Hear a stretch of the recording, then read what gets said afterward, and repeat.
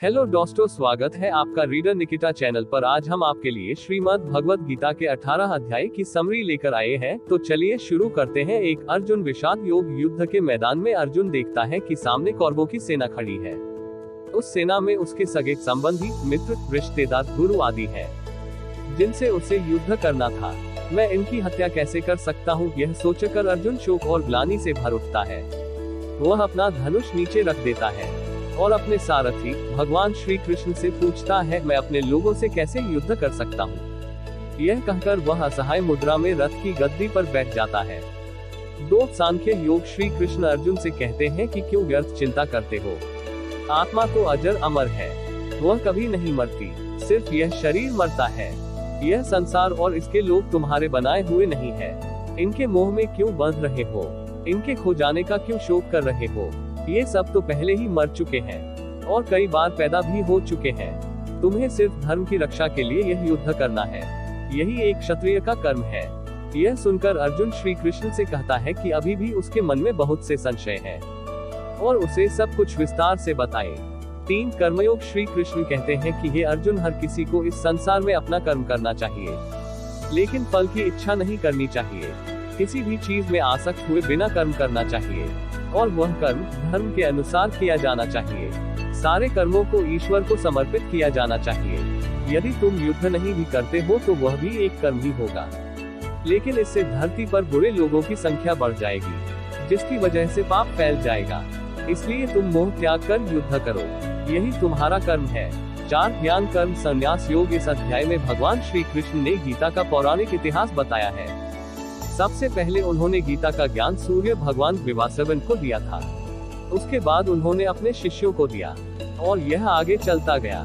भगवान कहते हैं कि जब जब धर्म का नाश होता है वे अवतार लेते हैं, पापियों को दंडित करते हैं, लेकिन जो उन्हें समर्पित हो जाता है उसकी रक्षा करते हैं। यह युद्ध उनके द्वारा ही रचा गया है ताकि पापियों को दंडित किया जा सके। 5 कर्म संन्यास योग श्री कृष्ण कहते हैं कि संन्यास का मतलब है सांसारिक वस्तुओं से विरक्त होकर ईश्वर की उपासना करना, लेकिन संन्यास लेने के लिए हर किसी को वन गमन की जरूरत नहीं है। अपना कर्म करते हुए यदि भौतिक सुखों से मोह भंग कर लिया जाए तो भी मनुष्य ईश्वर को प्राप्त कर सकता है। 6 आत्म संयम योग या ध्यान योग। ध्यान करने से मनुष्य अपनी इंद्रियों पर काबू पा सकता है। बाहर की चीजों से ध्यान हटाकर सिर्फ परमात्मा का ध्यान करना चाहिए। निरंतर अभ्यास करते रहने से ध्यान करने वाला योगी बन जाता है। उसे सच्चे सुख प्राप्त होने लगते हैं। उसे किसी भी चीज की चिंता और डर नहीं रहता। वह ईश्वर को समर्पित हो जाता है। ध्यान की आखिरी अवस्था समाधि होती है। इस अवस्था में पहुंचकर योगी को ईश्वर के दर्शन होते हैं। 7 ज्ञान विज्ञान योग श्री कृष्ण कहते हैं कि ब्रह्मांड की हर चीज उनकी ही बनाई हुई है। हर चीज में वे विद्यमान है।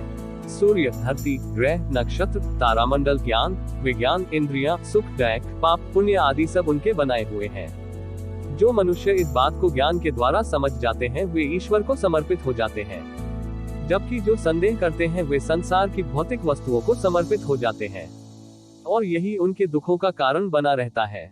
उन्हें कभी वैकुंठ मोक्ष प्राप्त नहीं होता और बार बार मृत्यु लोक में जन्म लेना पड़ता है तथा सांसारिक दैक भोगने पड़ते हैं। 8 अक्षर ब्रह्म योग गीता समरी इन हिंदी। इस अध्याय में श्री कृष्ण अर्जुन को ब्रह्म और आत्मा आदि के बारे में बताते हैं। कृष्ण कहते हैं कि अहम ब्रह्मास्मि, अर्थात मैं ही ब्रह्मा है, और चूंकि मनुष्य की आत्मा भी ईश्वर का ही भाग है इसलिए मनुष्य भी ब्रह्मा ही है। मनुष्य इन बातों को नहीं जान पाता क्योंकि उसकी बुद्धि पर मोहमाया का पर्दा पड़ा रहता है। साथ ही कृष्ण बताते हैं कि बाकी सारे देवी देवता भी कृष्ण द्वारा ही बनाए गए हैं। उनकी पूजा करना भी परम ब्रह्म यानी श्री कृष्ण की पूजा करना ही है। मृत्यु के समय जो कृष्ण का ध्यान करते हैं और कृष्ण को भजते हैं उन्हें वे मोक्ष दे देते हैं। 9 राज विद्या राज गुह्य योग। इस अध्याय में श्री कृष्ण बताते हैं कि सबसे बड़ा राज यही है कि कृष्ण ही ईश्वर है। उन्होंने ही सृष्टि का निर्माण किया है। वे ही कण कण में विद्यमान है। उन्हें समझ पाना मनुष्य के वश में नहीं है, लेकिन उनकी भक्ति से मनुष्य उन्हें पा सकता है। परंतु यह भक्ति बिना संदेह और संशय के होनी चाहिए और इसमें भगवान श्री कृष्ण के प्रति सिर्फ प्रेम ही प्रेम हो। 10 विभूति योग। इस संसार में जो भी अच्छे बुरे गुण हैं जैसे ज्ञान, सुंदरता, शक्ति, डर, साहस, हिंसा आदि, उन सब का निर्माण श्री कृष्ण ने ही किया है। जो लोग कृष्ण पर विश्वास रखते हैं वे अच्छे गुणों को प्राप्त करते हैं। और जो ऐसा नहीं करते हैं वे बुरे गुणों को प्राप्त करते हैं। दोनों को ही ईश्वर उनके कर्मों के अनुसार उचित फल अथवा दंड देते हैं। 11 विश्व रूप दर्शन योग गीता समरी इन हिंदी। इस अध्याय में श्री कृष्ण अर्जुन को अपने विराट रूप के दर्शन करवाते हैं।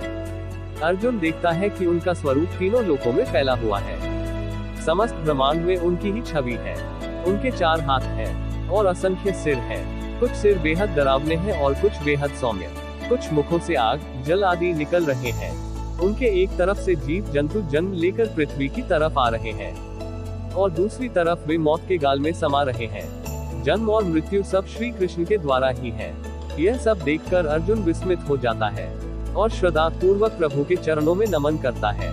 12 भक्ति योग। श्री कृष्ण कहते हैं कि सबसे बड़ा योग भक्ति योग ही है। यदि कोई बड़े बड़े वेद पुराण नहीं पढ़ सकता, यज्ञ हवन तप आदि नहीं कर सकता, तो उसे भक्ति योग का सहारा लेना चाहिए। मनुष्य को ईश्वर के प्रेम में लीन होकर उसकी भक्ति करनी चाहिए। उसके भजन गाने चाहिए। उसका मनन चिंतन और गुणगान करना चाहिए। स्वयं को पूरी तरह से श्री कृष्ण के चरणों में समर्पित कर देना चाहिए। ऐसे भक्त श्री कृष्ण को परम प्रिय होते हैं और वे खुद उनके भक्त हो जाते हैं। मीरा और सूरदास सच्चे भक्तों का उदाहरण है। ऐसे भक्तों को प्रभु मोक्ष प्रदान करते हैं। 13 क्षेत्रज्ञ विभाग योग। जो व्यक्ति शरीर, आत्मा, परमात्मा और ज्ञान के रहस्यों को समझ जाता है वह इस संसार के बंधनों से मुक्त हो जाता है। आत्मा में ही परमात्मा का वास होता है क्योंकि वह उसकी का भाग है, लेकिन अज्ञानवश मनुष्य उसे समझ नहीं पाता। इसलिए पहले ज्ञान हासिल करना चाहिए। ज्ञान का मकसद उस परमात्मा को समझना है, लेकिन इसके लिए मनुष्य को सदाचारी बनना चाहिए, अन्यथा उसमें अहंकार हो जाएगा।